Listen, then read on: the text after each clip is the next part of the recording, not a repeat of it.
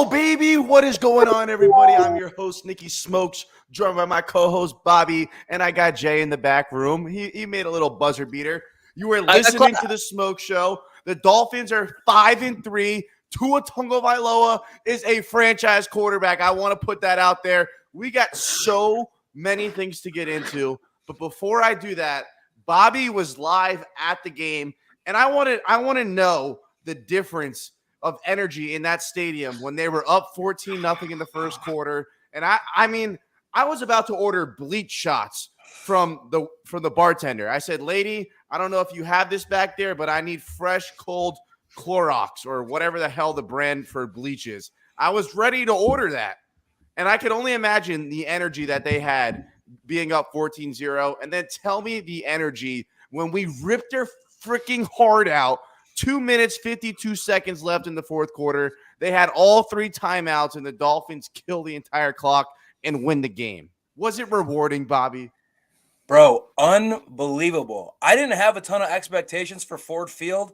When I walked in there, I was kind of blown away at how nice it was. Dope stadium, cool spot. We get in fucking late, missed the first touchdown. I'm like, whatever, Lions touchdown. Don't need to see that with my own two eyes. First HUD? Yeah, dude. The Dolphins' first HUD or the Lions' first HUD? The Lions scored the first two, so I didn't miss any. Well, I didn't know how late you were, brother. I didn't know how late you were. I just missed the Lions' first touchdown. Great. I walked in, so I'm already pissed off. Get to our seats, whatever. The people weren't really giving me shit like that. It wasn't crazy. It was more like playful banter, people talking shit, good time. They score that second touchdown. At that point, I'm pissed. As soon as they score, I just said nothing to my boys because I'm with 5 of my boys, all Lions fans. I say nothing. I stand right up. I go to get a beer and take a piss. This kid stands up and looks at me and starts clapping and goes, "Oh, you're leaving the game already?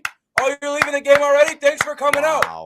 All I did, I smiled, I looked, and I said, "I hope you're sitting right there and you keep that same energy at the end of the game." Fast forward, we all know what happens. I'm walking out. I'm just hoping. I'm like, please let this kid be here. He had a fucking red arm cast on his hand. You couldn't miss him. I'm walking up the stairs, and I see him, and I go, "My boy! My boy! How we doing?" And he just looked up, and I was like, "What? Nothing? Nothing?" And he just had right back down on his phone. So he was butthurt. He didn't even have anything to say. He didn't want the business. I was clapping. My favorite part about the Lions Stadium on third downs when the Dolphins had the ball, they would turn this extra set of lights on, and it would get super bright in there. And Tua was carving them on third down. Every time he'd make the completion, I'd stand up in my chair. "Keep the lights on! Turn them back on! We need the lights!" It was fucking epic, dog. What a game. What a comeback. Tua T is the guy. Jalen Waddle, touchdown machine. And Tyreek, throw him the ball. He's going to go get it. It doesn't matter that he's like 5'6". He catches the ball like he's Calvin Johnson in his prime if you throw it up to him. What a game, boys. I'm so happy to be back here. Unbelievable game. Down 14-0. At one point, it was 21-7. And this team just battled back. We lost a turnover battle. By the way, you check the box score. I think the Dolphins only had 7 official penalties. I think we had 35, but we're going to save that for the end of the show. I want to make this very clear. That was the greatest game Tua Tagovailoa has ever played in his career. Better than 6 touchdowns against the Ravens. Better than that Arizona game. RIP Arizona game. That is old news. You could bury that thing 6 feet under. It is the Detroit Lions game. The decision-making, the ball placement, protecting himself, knowing when the play is dead. 0 interceptions. And for all the people out there, dropped interceptions. Fuck out of here. 0. Zilch. That was the greatest game Tua has ever played. And everyone's going to say, "Oh, well, it was the Lions. It was the Lions." What Dak Prescott do last week, brother? What did he do last week? Are you not supposed to light him up? Are you not supposed to light up the Lions? Exactly. Are you not supposed to be almost damn near perfect on third down? Anytime we needed a third down conversion, Uno's putting it on the money. 4th and 3 in the first quarter. Ice in his motherfucking Ice in his gosh darn veins, bro. This kid played out of his mind. Coming out party. He is a franchise guy if he doesn't miss another game. I am sold. What I saw on Sunday has me sold. Will he have his bad games, his up and down weeks? Sure, every quarterback will.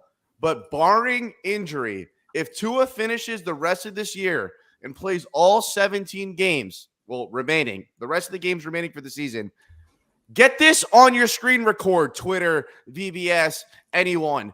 Tua is the franchise quarterback of the Miami Dolphins, and I could not be happier. Yes, sir. Period. End of story. You can win with this kid, and you can win because of this kid. What I saw on Sunday, the resiliency, the leadership, never walking around with his head down. It was 14-0. He didn't crawl up in a little ball and cry like a little bitch.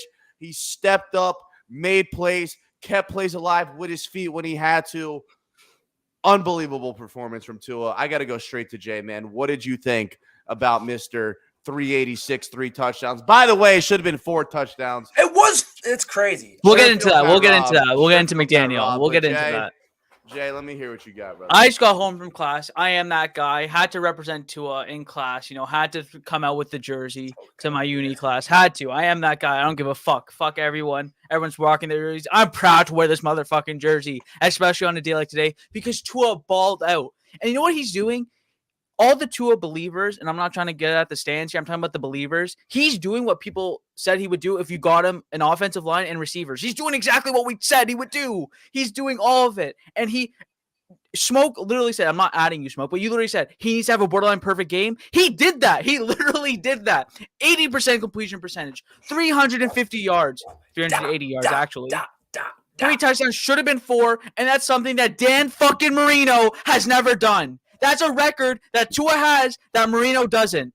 What are we talking about here? He was slinging the ball down the field to Trent Sherfield, Tyreek Hill, Jalen Waddle, Michael Gesicki.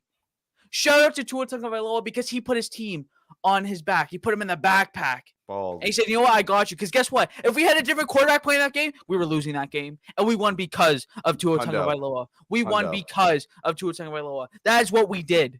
He said, oh, the defense doesn't want to show up today. They just did show up in the second half. Shout out to them. Shout out in the second half. But in the first half, they were dog shit, dog ass, dog water. They were bad. We'll save that. And you know what? And you know what? You know what Tua did? He said, you know what? Don't worry, guys. Have a shitty game. Have an ass game. I got you. Put the backpack on. That's what he said. Get over here. Go over here, defense. I got you. Team on my back. Xavier, you want the offense to step up? Eat 31 points. This is the dog right here. 4 touchdowns. Yes, sir. Let's go. Shout out to Jeremy, me, and Bobby. Woo! Hell yeah, bro. Shout out to Jeremy. I walked to the tailgate. My boy was playing a little cornhole. He stopped me. He said, Bobby?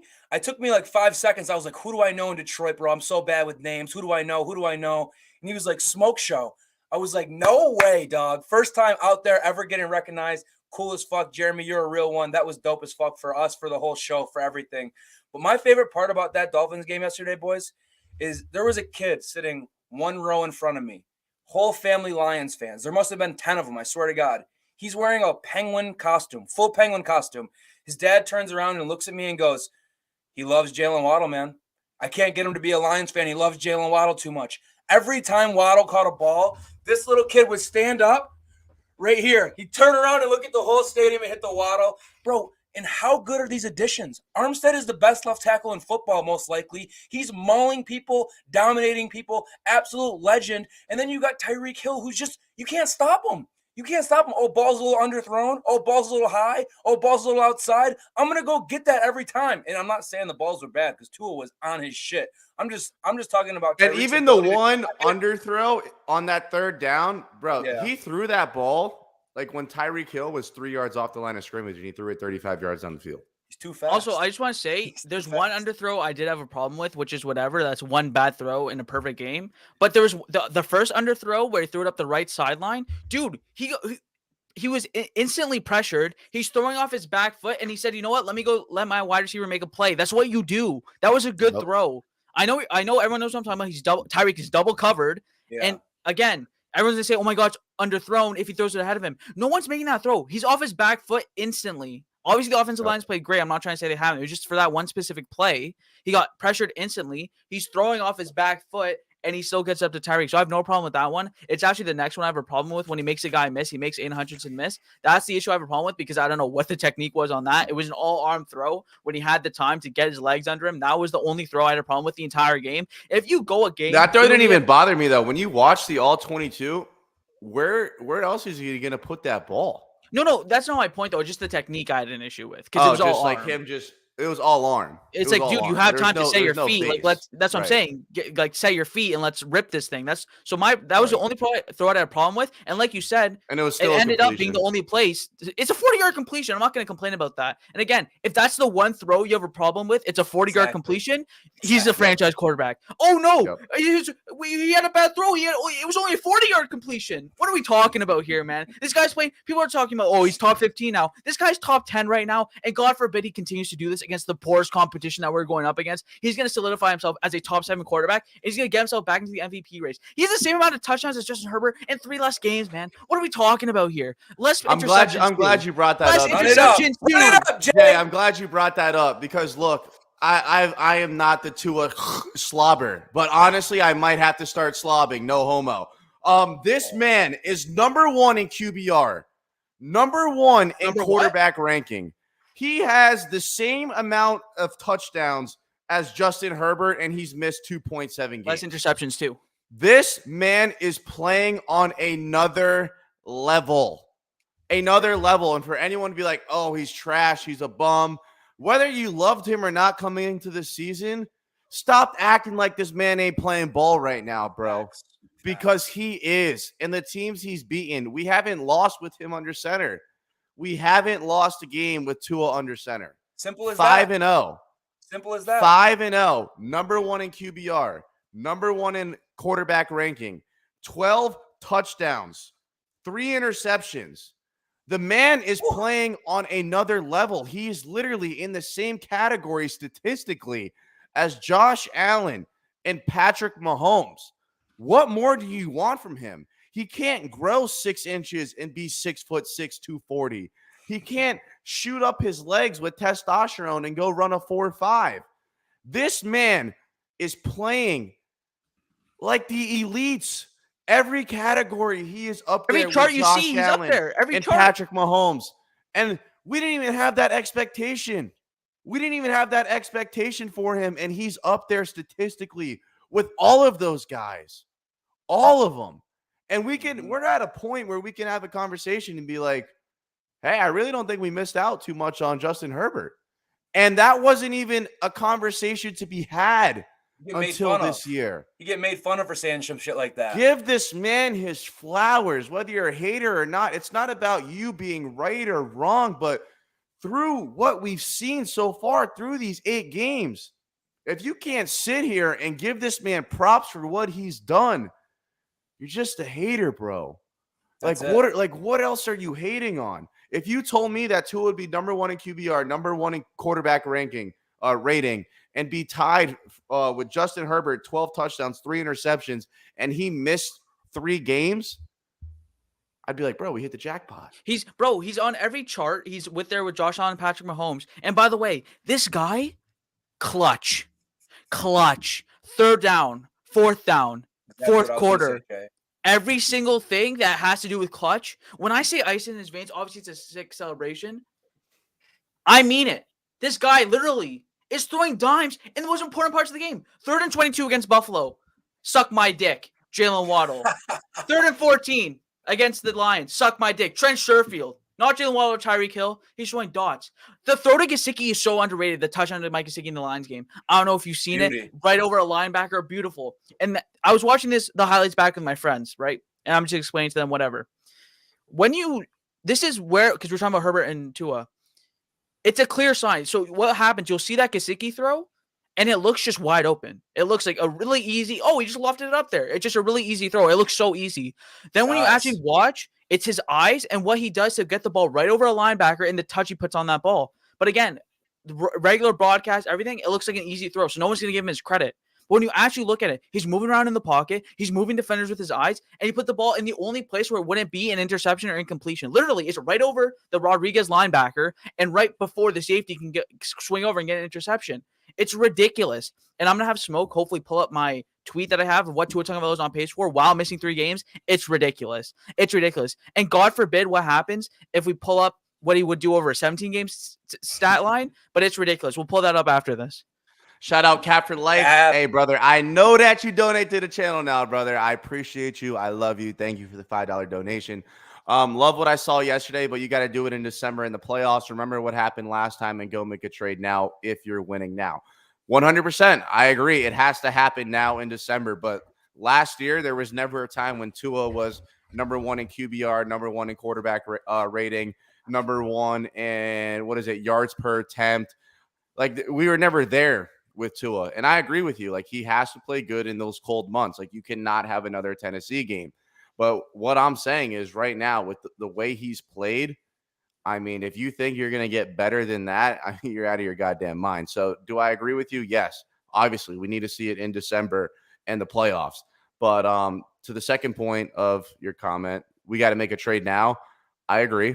I do think we could add depth, whether it's O-line, pass rusher, corner, running back. I do believe there's a trade to be made for this football team. But all in all, I haven't seen Tua play this good of football in my life. Not once. Because usually last year, anytime we dropped back to pass, I would hold my breath. This year, it's 3rd and 5, 3rd and 6, 3rd and 10. Dude, I'm not even nervous. Like, I'm genuinely confident. I'm actually confident. I'm extremely confident that Mike McDaniel is going to have this disgusting play call set up, and Tyreek Hill or Waddle is going to be sitting there in the middle of the field, and Tua is just going to put it on his fucking head. Like, that's where I'm at with this Dolphins offense, and I've never been there before. The confidence I have when he takes a 3-step drop back, and then you can see it you can see on the broadcast angle, right when he gets ready to load up, I'm like, here we go. He's throwing a dart. You can see it. Like, watch the Sherfield 3rd down. You can literally see when he sees a guy, like, line up, he's like, okay, here we go. And you see it. And again, like in past years, you're like, oh, shit, what happens here? Instead of being, like, worried and nervous, I am so confident. I'm like, here we go. Completion. Like, let's keep this thing moving. And Mike McDaniel, as good as play calling is, sometimes he put Tua in tough spots because he'll run the ball twice, doesn't really go for that many yards, and it's like 3rd and long. And then Tua just bails us out. It's just fantastic. It's fantastic play calling from Mike McDaniel on 3rd down. It's fantastic play from Tua Tagovailoa on 3rd down. It's ridiculous. I'll say, like, what he's on pace for right now. And this is while missing 3 games. 4,698 yards, 33 touchdowns, 8 interceptions on 70% completion percentage. That's while missing 3 games. Like, I'll calculate that only for 14 games over the course of the year because that's all he's going to play. Dude, he's throwing for like 5,700 yards over 17 games. That's ridiculous. And he's still going to put up 4,500 if he does what he's on pace for. 33 touchdowns, 8 picks. And we would all have taken that over 17-game pace. We'd all have taken those numbers. And he's doing that in 14 games. As long as this guy stays healthy, the talent is there. Him and McDaniel are going to go all like, oh my God, I am so excited what we're going to do against the Bears. We're going to do against the Browns. And now I'm confident that we can win some of these games later down the stretch where we thought we had a tough schedule. The Chargers aren't looking like all of that. The 49ers, they do look good, I will say. Packers look like shit. I think they're going to wipe them out. That's going to be a great Christmas present for me. Just seeing us wipe them out. Yes. We'll get there when we get there. We got to focus on the Bears right now because the Lions gave us a lot more trouble than I thought we would, especially on defense. But, man, I did it. I told you that. Jay. I said it's going to be closer than you think. That's she was wrong, baby. They covered that spread, baby. They cashed your boy out. They cashed your boy out. And shout Tua, baby. Saying it. Bro, how good was he on 3rd down? It actually blew my mind. Like, the stadium was turning these lights on and making a big deal. Oh, look at our decibel level. Look at how loud we get. Shout out to them. That stadium did get loud. But Tua likes it. Give him the lights. Give him the loud environment. Yep. He's going to go get you a dime. And that touchdown, Jay, you were talking about to Gesicki. I saw a quote. I saw it. I read it. I didn't get to watch the video because I was on planes and shit. But he said that's the first time he's ever hit Gesicki on that concept. It was his 4th read. 4th progression. Insane, dog. Like, what a play by him to be able to make that in a game for a touchdown. Right. You know what we always talk about? What do we always talk about with Tua and this Dolphins team? 3rd downs, elite at them. Taking care of the ball, elite at it. And what did we do better this week? Red zone. Red zone, baby. We didn't get it down there and kick a 24-yard field goal that made us all want to pull our hairs out. We were getting the ball in the fucking end zone. The game didn't start out exactly how we wanted it. We all know that. But Tua T gets out there and he just puts on a show. It's actually crazy. Like, it's must-watch television. I'm thinking about I need to be in Chicago next week to watch this guy again because they're 2-0 when I'm in the building this year. I need to be in Chicago next week. That's what I'm thinking. Sorry, my voice is shot. All good. It's all good. You know what my favorite part about that game was? Tua was fantastic, obviously. And I know we didn't score any points in the 4th quarter, but I'm completely content with that. When your offense has the ball with 2 minutes and 52 seconds left and the Lions have all 3 timeouts, and you put the game away that drive. Away. What was our problem last week against Pittsburgh? Defense gets a pick. Offense couldn't kill 20 seconds off the damn clock.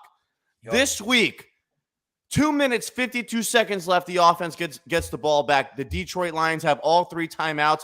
They don't touch the ball again for the rest of the game, bro. Iced it. Talk about the difference in a week. Unbelievable. That's what has me fired up. I don't care about touchdowns. I don't care about points. I mean, obviously, I care about them. But I'm saying 2 minutes, 52 seconds left in the fourth quarter. They have all 3 timeouts, and you don't give them the ball back in a one-score game. That's what the fuck I'm talking about. That throw to Tyreek Hill on the left sideline is... I got to make this clear. Last week, it was the offense sucks. Defense is great. The week before, the offense sucks. Defense is great, right? This week, the defense sucked. The offense was great. And every week, we want complimentary football. But at the end of the day, this team is finding a way to win even when one side doesn't show up. And that means something. Because, look, there's not many teams that you could look in the league, if any teams, where it's like, oh, man, this team's going to beat you in all 3 phases every single week. You know, us Dolphin fans, like, we want to be perfectionists, and we demand so much from this team, right? But even when one side doesn't show up, we're still finding ways to win. And that in itself is a huge, huge testament to Mike McDaniel, to Tua, the offense, and also the defense. Because say what you want, I know the defense looked like dog shit in the first half. They didn't give up a single point in the second half. The Lions scored 27 points in the first half, didn't even kick a field goal in the second half. And I know they only touched the ball 3 times, but when they touched the ball 3 times in the first half, they scored on every single drive. So give your props to the defense. The first half was abysmal. It cannot happen again. But for the way they came out and responded in the second half, you got to give them some props because the Lions got dogs on offense. Swift, Amon-Ra, Jamal Williams, Reynolds, like Hawkinson. They got some players over there. Their offensive coordinator is a monster. They didn't give up a single point in the second half. And I thought that was outstanding because, to be honest with you, I thought this game was going to be like a Big 12 game, 45-45 at the end of the game, and you're going to overtime. They didn't give up a single point. The offense came out, balls blazing, first drive at a halftime, go down the field, touchdown. It was a masterpiece. So although it is not perfect, this team is finding a way to win. And I'm very, very thankful. I couldn't agree more, dude. Every time we get on here, we beg and we plead. We want complimentary football because every game we've played, it's close, it's tight. One unit's not doing the right thing. The other's always bailing it out. And we want to see that complimentary football. The closest we've seen to that all year was the second half of this game. When the offense was still doing their thing, they put the game away at the end and the defense stepped up. And we just know what it's capable of. And we know that when that happens and they are both playing well, both units, we are going to destroy teams. It hasn't happened yet, but it will. But the good thing, like Smoke is saying, is they're still winning the games. They are going to be battle tested at the end of the year because they know that when something's going wrong, they got the other unit to come bail it out. And they kind of feed off each other and just keep rocking and just keep rolling and figuring out ways to win games. And, man, when Tua plays, they win. It's actually so crazy. It's that simple. Turnover battle, penalties, yards, red zone. I don't care. If number 1 is on the field, they find a way to win the game. And that tells a lot about a football team. So I love to see that, and I couldn't agree more, Smoke. We have proven that we can win games 42-38 against the Ravens, 21-19 against the Bills. We've won games both ways. And you know what that is? That's a trait that good teams have, that you win games like those. You can win with your defense. You can win with your offense. You can win the scrappy ones. You can win the big explosion of offense games. You can win any type of style. You want to win the gritty games? We can do that. We can stick with any team. There's not one team in the NFL, including the Buffalo Bills, who I don't think we can beat on any given day. We did it. And that's we already beat the Bills on a given day. Yeah, we already beat them. Factual. We already beat them. Sorry. And I know they're going to be like, our secondary is banged up. Look, brother, I get it. So is ours. Like ours is banged up too. I mean, we had to play Noah Igbenogany. He wasn't even activated for 3 weeks. You got your whole offense out there. We still won. I don't even want to talk about them. About them, to be real. Fuck them. We could beat anyone on any given Sunday. I agree with that point, Jay. Factual. 100,000%. We've been talking about Tua. We've been talking about the offense, but I kind of have to keep going on the offense, and then we'll get into the defense, and then we'll get into some other things. Trade deadline. Tyreek Hill might be better than Randy Moss. For a 5'6" wide receiver, What a take. whatever the hell he is, Out of nowhere. this man plays like he is Calvin Johnson. This man is worth every penny. Jay, you probably know. I don't know what he's getting paid next year. If it was $50 million, I would sign the check and smile. This man is a fucking Blank check. menace to society. You can't stop him. You can't guard him. The only thing he doesn't have is touchdowns, which is insane. Like, you watch him play, it's crazy. like, dude, how does he have 2 touchdowns? This man has 960 receiving yards in We're 8 entering games, week 9. and 3 of those games, he played with a second and third string quarterback. This man is a menace to society. You can't stop him. You can't guard him. Jump balls, he's got them. First, 3rd and 10s to close out games. Butter. 3rd and 5 over the middle. Got him. Deep vertical threat all day. Double team. Doesn't matter. He is phenomenal. Easily the greatest Miami Dolphin receiver of all time, and he's only played 8 games. He's the best receiver in the league. Is that not consensus at this Period. point? No, it's I don't want to hear about even Cooper a debate. Kupp. I don't want to hear about Devontae Adams. At this point, the numbers speak for themselves. This guy's about to be at 1,000 yards already. He's on pace to go over 2,000 yards. No one in NFL history has ever done that. He's doing things that have never been done before. It's insane. And like Smoke said, he's 5'6". My favorite part of every game after we win is looking at that next-gen stats of the routes he runs and the space he takes up, and I just laugh. I just say, as a defensive coordinator, what do? I think you just pray. I think your only option is to pray because you're not stopping them. You have no shot. You can't double them. You might have to start tripling them, and if you're going to triple them, you know what's coming on the other side. That's why I love what we've built for this offense, and Tyreek Hill is worth every penny. He's blown our expectations out of the water. I thought he'd come here. I didn't think he was going to be this good. I thought he'd come here and be great. I didn't think he'd come here and dominate the whole entire NFL. Unbelievable. It doesn't matter who you are at corner. It doesn't matter who you have. You cannot stop it. You can only hope to contain it. And even that is asking way too much. It's insane. The only thing people have done against him is keep him out the end zone. That don't matter. We're still scoring points. I'd like to see him get in there a few more times, but at least the boy Waddle over there is catching tugs. We're good, baby. If that's Tyreek, yo, call Waddle whatever you want because he's up there too, my boy. He's scoring touchdowns and getting the yards, Waddle's man. This tough. guy's fantastic. Waddle's tough. Fantastic.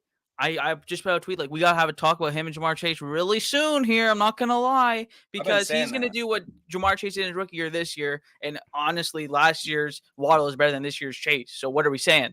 So we have the best receiver duo maybe of all time. They just set a record, I believe, through 8 games of having the most receiving yards for a duo wide receiver on the same team. Like that is ridiculous, and that's a big 3. I don't live in Miami. I'm not a Miami Heat fan. But this is the new big 3. That's all I'm going to say. This is the new big not 3. One, Tua, not 2. Jalen, Tyreek. We got 95 people watching live. If you're new to the channel, please subscribe. If you haven't already, hit the like button, man. It takes 1 second. We just won.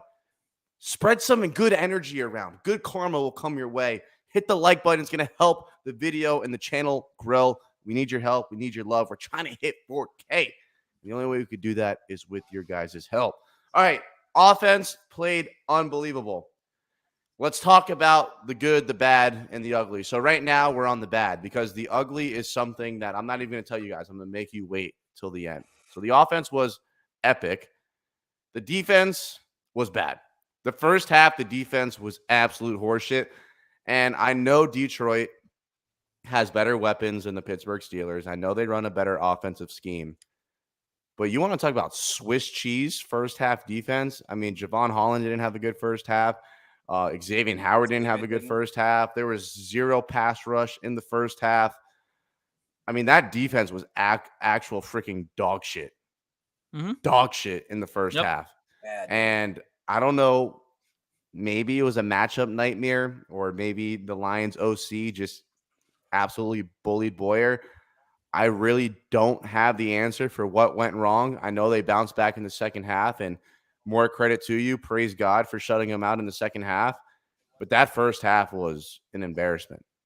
Yeah, it was not good. I was nervous. I was sitting in the stands nervous. I was like, I cannot let this fucking field full of people be chirping at me and my Dolphins hat and jersey on. I can't have that. So I am glad they stepped it up in the second half.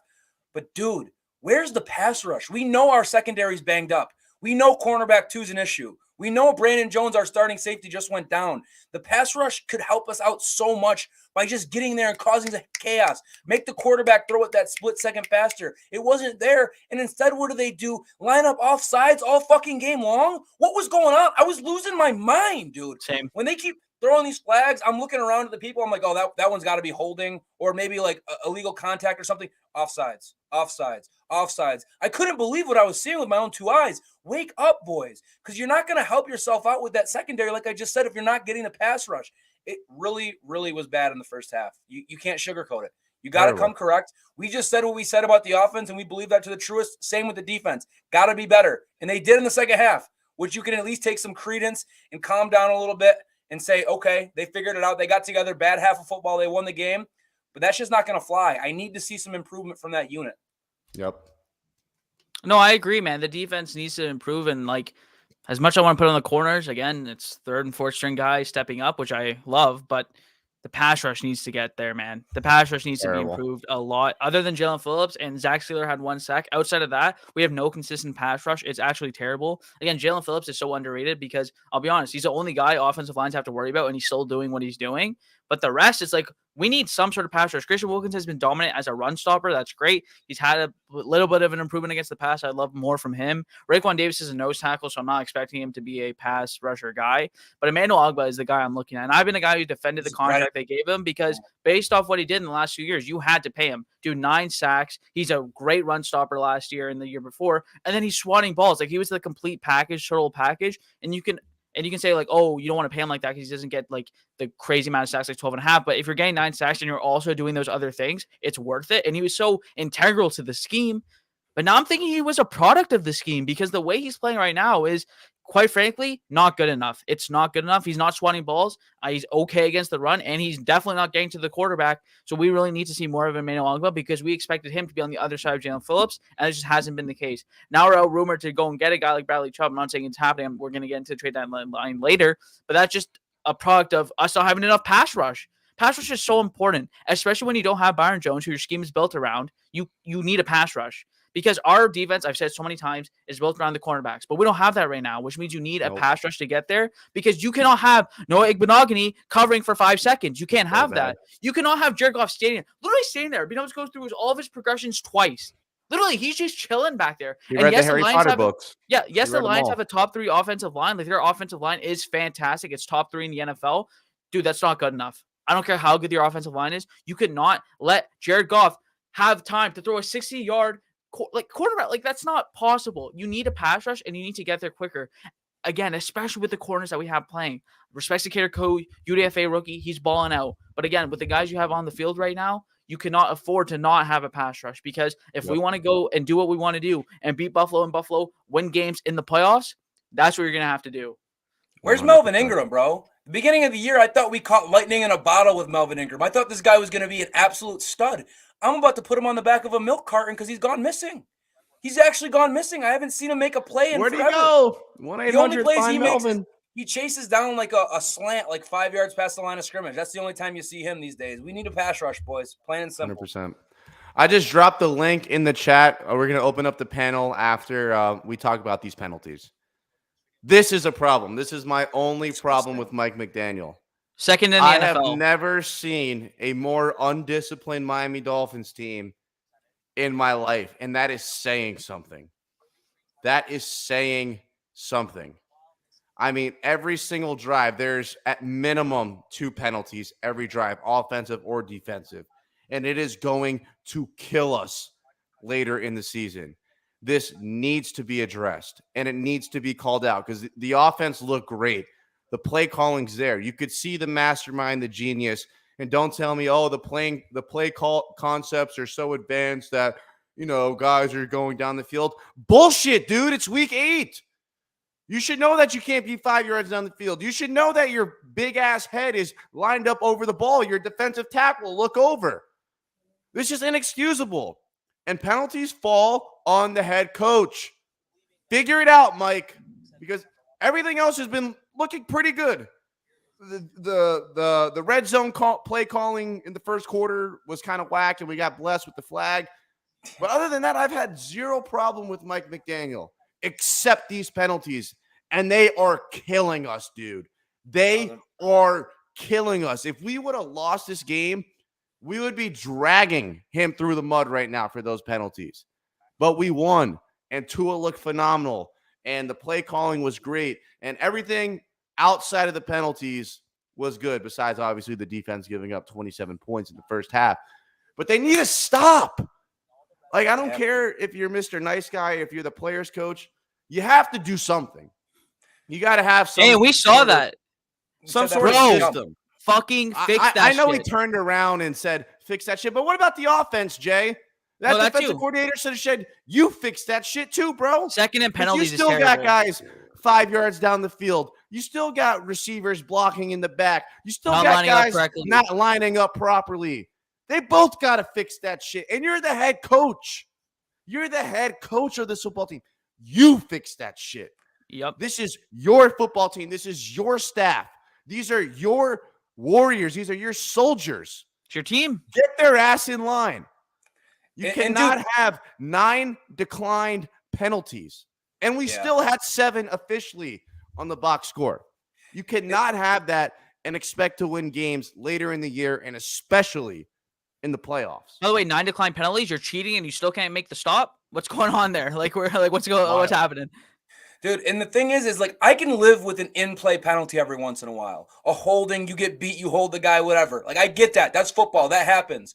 But when we're getting these pre-snap penalties, illegal motion, offside, just lining up in the neutral zone, that is terrible. You can't do that because that is so fixable. That is so easy. You control that. That's all you. That's nothing to do with the defense, the offense, the other side of the field. That is your team lining up wrong, making wrong motions, making wrong shifts. That cannot happen. That's coaching 100%. We'll give Mike McDaniel his flowers like we did at the beginning of the game when he deserves them. But you got to get on him sometimes, man, because we just want the best from this team, and these penalties are going to lose us a game. They will cost us a game.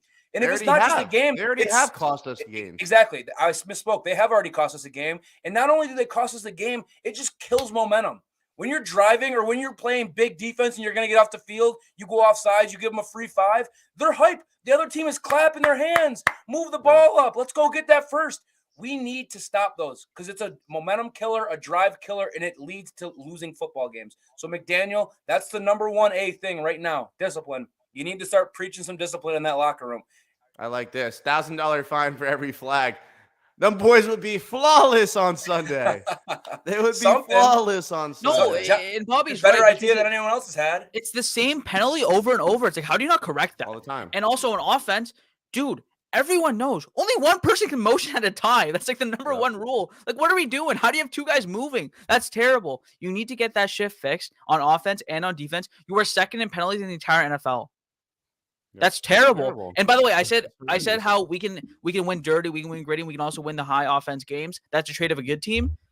Dude, having this many penalties, that's a trait of a bad team. Like, that is a trait of a horrible team, a bad coach team, a poorly coached team. And I don't think Mike McDaniel is a poor coach. So he needs to fix that shit. Maybe take a look in the mirror a little bit on that one. I'm just saying it's weird that we get flagged like that and still win. I mean, we lost the penalty battle, and we still won. But like, that's not a recipe you want to keep repeating. You know, it's like when you're in the kitchen and you're just throwing shit together and you're like, damn, this actually kind of turned out good. And then you try to do it again and it comes out and it tastes like shit because you were just throwing shit in the pot praying that it works. Yep. You cannot win games like that. And I'm not saying you have to score 30 points every single game. I don't care if you score 30 or if you score 10. I just can't see the ref going like this 20 times a game and losing the turnover battle. It's just, it can't happen. All right, chat. I just dropped the link. If you guys want to come up here and talk to me, Jay, and Bobby about the win, the link is in the chat. You just got to click it, and you can come up here, give us your takes, your smoke, whatever the hell you want to talk about. The floor is yours. We will open up the panel. The link is I'm assuming a lot of it will be about the trade deadline. If you want to ask us about that, our thoughts on potential trade, stuff like that, I'm sure that's a lot of like what people want to talk about. So come on up, baby. I got a quick question for y'all because I just – maybe they said it on the broadcast. Maybe it was Twitter or something. Why is Braylon Sanders on the field? I was baffled when he Called fumbled up from that ball. practice squad I was because like, Craycraft was Braylon neck Sanders. injury. Even How crazy. That, though, is Cedric Wilson not on this team? Does Cedric Wilson not play football on this team? I think no, he was catching punts. Let me check Twitter. He might have been traded, so let me just make sure he's still on the roster. Actually crazy. Oh my gosh, dude. How did I not bring this up? First of all, everyone hit that like button. We only have 50 likes. It's ridiculous. It's ridiculous. We love you guys. I love you guys for being here. Just hit the like button, please. Smash it. That's all I have. You ain't got to donate, although I would love your donations. I'm just free thumbs up. Cap, brother. Cap. Welcome to the party. Yeah, man. Yes, sir. I just I have no complaints today, gentlemen. The only thing that I can really much say is shout out to you guys for opening up the panel to us, man. It's been nothing but a positivity full day, man, and that's what I love to hear throughout this community, man. It's just when you win, life's good. When you win, life's good. Man. Yeah, Nothing man. Just better. like you said, it's when you have both phases, even though the special teams did screw the pooch on that fake punt, like both phases of the defense in that second half is something that we need to see throughout a whole fourth quarter, man. It was great. Yep. I mean, McDaniel, yeah, he screwed the pooch a little bit about certain plays, but when he got on his coaching staff and said, you better bleeping, fix this now, I loved it, man. It was something that needed to be said, no pun intended. Showed some passion. Yeah. I like that. Love that. But yeah, man, just I'm just real adamant about trading somebody right now for a position of need. And everybody's always saying, Cap, why are you so adamant about doing it? I mean, if a team is really meant to win now, you make moves now, not for next season. If you think we're ready now, you do it now and stop BSing and let other teams get stronger while we're here with our hands tied behind our back. Not this year, man. We can't do that. And my thing with that is our team like, isn't the contract, the long-term contract. Dude, mic this shit, motherfucker. Mic it. I don't care. You get him for a year, whatever. Don't care. Byron's gonna be gone anyway. Take that contract out. Use Byron's money. Yep. Also, you can move money around. It's the NFL. Cap's not real, dog. Cap's fake. It's not a real thing. You have cut to make some moves players. because... You restructure some deals. You figure it out. But what you don't do is let stud players go for second and fifth round picks. That would be all pro. They're already leading the league in tackles. Roquan Smith is, and I'm not saying you should get anything you want, but if you can upgrade a position with the roster you have now at 5-3. You can't just be sitting on your ass, do something. bro. There's positions of need that really need some help, and this team deserves help. We have a chance to go win. And you have to help this team. This team deserves help. I've said it before on the show. There are teams that don't. Roquan went to Baltimore, right? Yep, second and fifth round pick. Yeah, bro, for nothing, for peanuts, nothing. Water. Everybody thought it was going to be a first rounder. They got him for a bag of chips, and a Diet Coke. Yeah, that's what they paid for him. Don't be afraid to make a move, man. Don't be afraid, man. But yeah, man, I just wanted to get a shout out to you guys real quick and just, emphasize that, man. If you want to win now, you help the guys that are hurt right now get stronger by making a move. And that's how you get better, in my opinion. But yeah, man, 100%. Appreciate y'all, man. Love y'all. Appreciate you, man, brother. It doesn't even have to be a big move, too. Like, just bring in some help. I talked about Jeff Wilson today on Twitter. I think that's a fantastic addition because it will cost next to nothing, and he'll give you great production. He'll give you production that elite running backs are giving on other teams on this team because he knows the scheme, and he's just efficient in the system. That is what Jeff Wilson is. He's not going to cost a lot of money. He's going to be expensive to acquire, and he'll give you great production. He'll be a very effective running back in this scheme. I think that's a great addition. If you want to go Kareem Hunt for a little bit more compensation, I'm cool with that too. He might not know the scheme, but he's just a fantastic running back. I still think we should help in the secondary. We have had so many guys go down. And let's say even all the guys who are the depth pieces didn't get injured. We still lost two of our best players in Brandon and Byron Jones. Yep. You have to give that some help. Like, you have to, because those are two building blocks of this defense. Those are two parts of the defense which we built around, which are gone for the rest of the season pretty much, unless Byron comes back. Eric Rowe inactive too. That was kind of wild. Hey, he might be on the move too. I don't know. Maybe they didn't want him to get hurt in case they're trying to make a move with him in mind. I'm not sure how much value he has on the open market, to be honest with you, because I don't know if people value him like that. But that was really interesting because would rather go with Verone McKinley and Clayton Fejedelem. And Mike McDaniel said something about special teams or something like that, which was interesting to me because Eric Rowe can do that and it's fine. I think you take that hit on special teams to have Eric Rowe playing. Doesn't matter, we won the game, but he could be on the move somewhere. Lots of moves to be made and lots of moves that can happen. I'm not saying you have to go trade a first-round pick for Bradley Chubb because personally I wouldn't do that, but you have to do something. Again, I don't care if it's a small move, I don't care if it's a big move, whatever. You need to help this team win now. And by the way, even if you make a win now move, that's not to say they might not be able to help you in the future as well. So it's not like you're screwing over your team in the future. It's not like you're draining all of our draft compensation, all of our draft assets for this 1 year. We're not going all in for 1 year like the Rams did last year. That's not what we're doing. Actually, we have a lot of draft compensation. And again, it doesn't need to be a huge move. Help the team in places they need, and we'll be fine. Will give us a shot to win games. We need bodies in the secondary. We need bodies. We need another running back. We could use some help on the offensive line. Liam Eichenberg just got hurt. Regardless of what you think of him as a player, he's hurt now. So starting offensive line is hurt. So that's kind of what we need to do. So I would say you have to make a move, big or small. I think Smoke put out the perfect heartfelt tweet about Liam Eichenberg. I thought it was on point. I was going there. Damn, man, Liam. So flaw. Might be done for the year. Take his time, get healthy, make a full recovery. Liam, man, I just want you to take as long as possible. There's no rush to get back on the field. Those injuries are not something to be messed with. Whatever you do, take your time. Trust the process. Get third, fourth, fifth, sixth, seventh, eighth, ninth, 10th opinions. Realistically, man, you don't even have to rush and come back this year. I just want you to take as much time as you need, get your knee back, and maybe come back next year, man. But I don't want to see you rush it and come back. I don't want you to do that to yourself, man. Man of the people, Smoke. Man of the people. I just want the best for Liam Eichenberg, and I think that's him to just miss the rest of the year and really make sure he's 100% healthy, because you know how it goes in the NFL, man.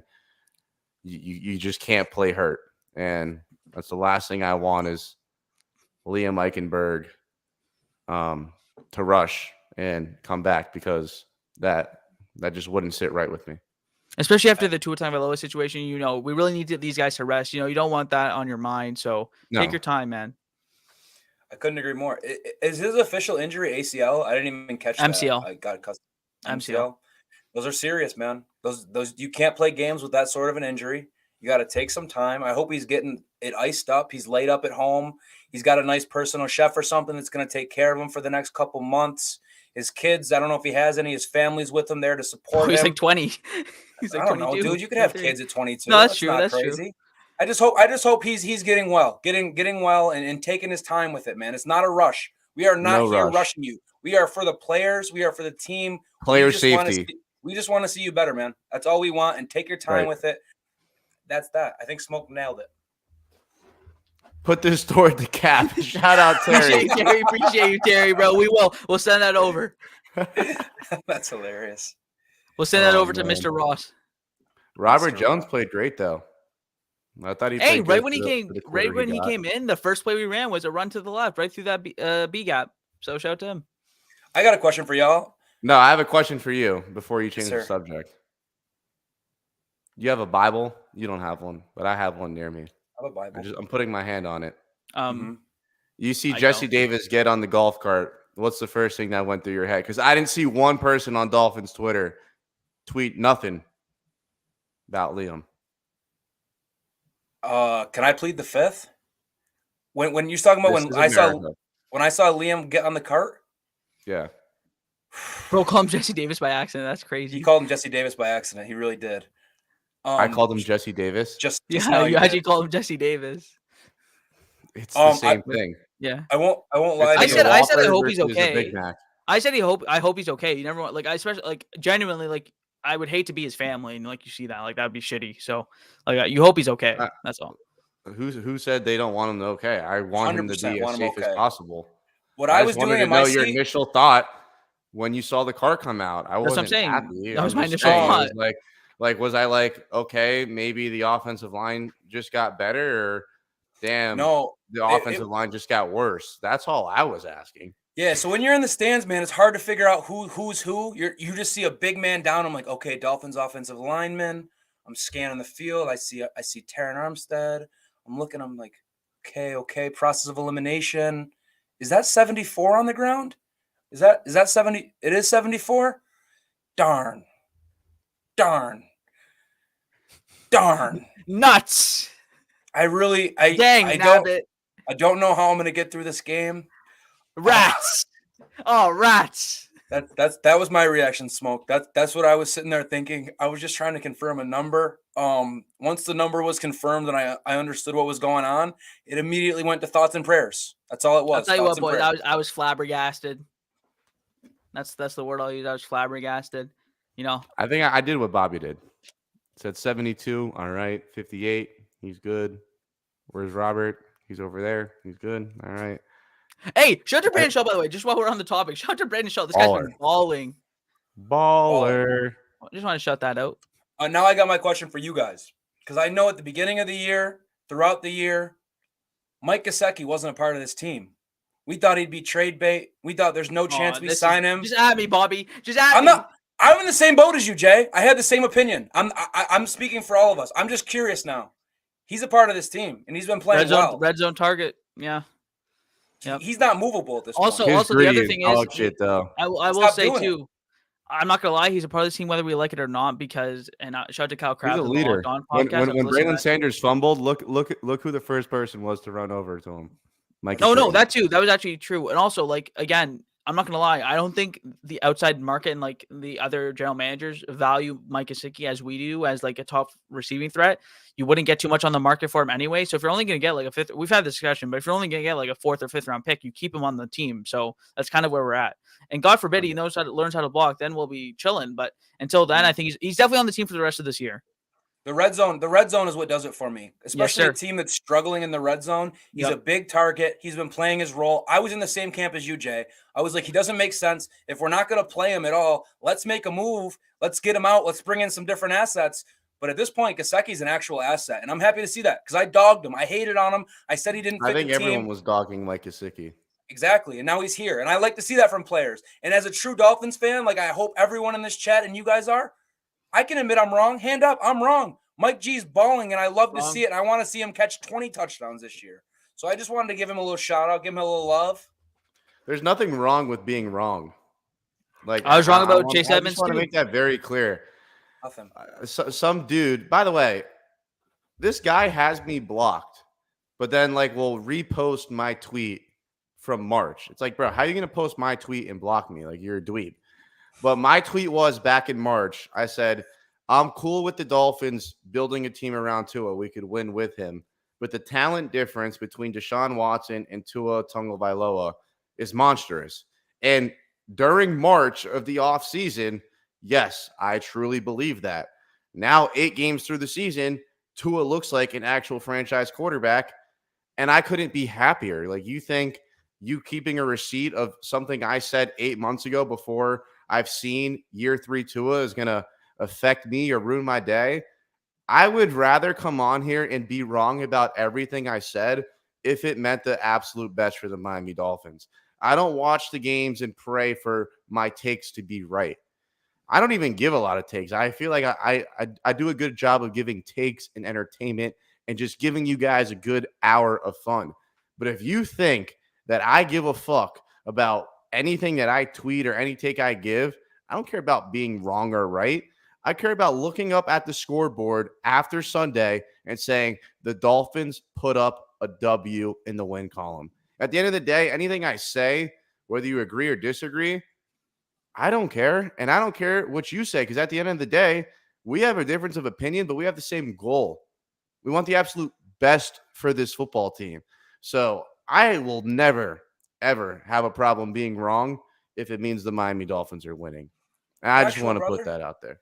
It's called accountability. Hey, I don't have a problem being wrong. No problem whatsoever. We're going to get up here every Monday, Wednesday, and Friday. We're going to tell you how we feel. We're going to put on an entertaining show. If something comes back in our face that we're wrong about, that's helping the Miami Dolphins win games, I'm wrong. Thank you. I'm wrong. I couldn't be happier to be wrong. You got me. Clip me. Put it on Twitter. I was wrong. That's fine with me, dog. I'm cool with that. That's how more people should be. At the end of the day, we all want the same goal, man. And if we were different on opinions and I was wrong, put it in my face. I'm cool with the pause. Say whatever you want about me. I'm cool with that. Straight up, Smoke. Hey, I'd rather be wrong too, man. I'm not here to be right. I'm a fan of the team. The thing is, when you're a fan, you're a fan. We have become diehards. So yes, we do want to do the research. When it comes to draft time, I do the research. I want to know what we're going to do. I want to know. And I have my opinions on what we should do. It's fun playing GM. I love playing GM. If I'm wrong, that's good too. That is good too. Because that means, like, obviously I'm not smart enough to be a GM. I don't think any of us here are smart enough to be a GM. I don't know. I might be a little bit better than Chris Greer, but we're not smart enough to be a GM normally. So we'll see, man. Like, I just think appreciate you, Michael. We appreciate that. Big go. Yes, go, Michael. Preach.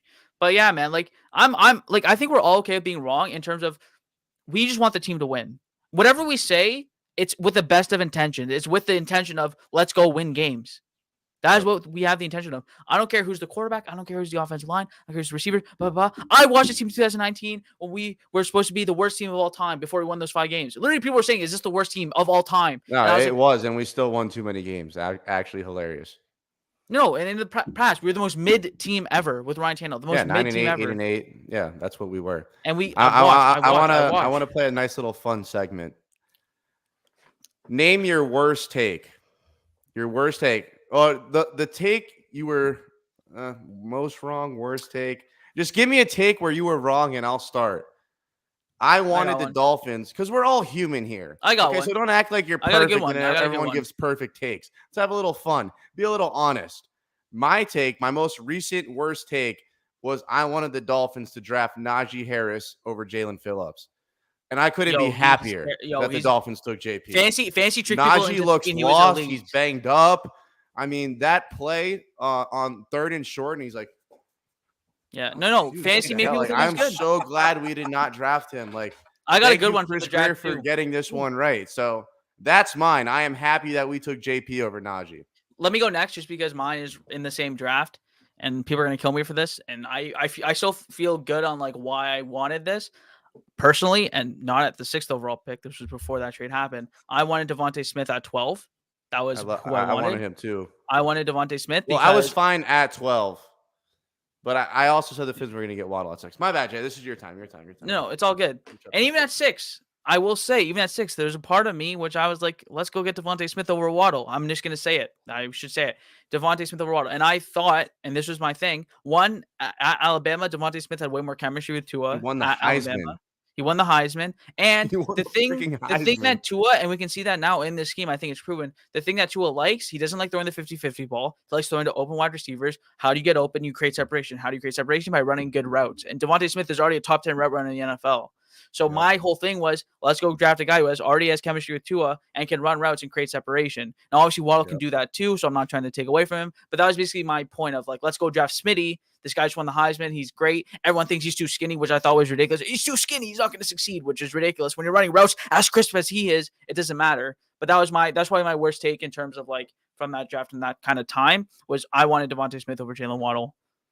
Hank says his worst take of all time was I wanted Herbert. That's great. See, bro, I got a bad memory, so I know I've said some terrible shit, and I just don't remember it. I like to take the bad ones and just kind of forget about them.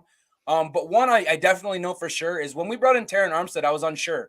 I was like, we're going to bring in this big guy who gets hurt every year and not even play him at right tackle to his blind side. We're bringing in this big injury-prone left tackle, and that's going to be our big splash. This guy's been worth every fucking cent. I don't care that he doesn't play on the blind side. I don't care that he doesn't practice. When he is on the field, he is the most dominant Miami Dolphins offensive lineman I've ever seen. I don't know if that's an exaggeration, prisoner of the moment, but he is actually a fortress over there. So there we go, boys. Accountability. We can be wrong. It's okay. It's okay to put your hand up and say, I was wrong. Hey, Bagels were wrong too, bro. Jamar Chase over Waddle is crazy. Yes, sir. Shout out Cat for life. I like Khalil Herbert, but he's also another small back, but I do like him a lot. I actually played high school football with Khalil Herbert. We were teammates in high school. I was a sophomore. He was a junior. Cool ass dude, good ass guy. Won't drink, wouldn't smoke. All he cared about was ball. I know he'd love to play for the Dolphins, although he's an Eagles fan, but I fuck with Khalil. I just had to put that out there because I did play with that boy. A little clout. Nice. I see you, boy. Nice. We're at the hour mark right now. We got 125 people. If you haven't already, hit the thumbs up button, please. Let's try to get to 100 likes. We're at 75. There's 125 of you guys. It literally takes 0.1 seconds to hit the like button. If you're new to the channel, please subscribe. We're trying to hit 4,000. We're at like 3.4 now. And the only way we could grow is with your guys' support. Thank you so much for giving us a full hour of your time. I will never, ever, ever take that for granted. We love you guys so much. To everyone that donated, thank you from the bottom of my heart. And make sure you guys come back here on Wednesday, same time, 5 p.m. Eastern time. And as always, fins up, baby. Fins up, baby. Now, Victory Monday.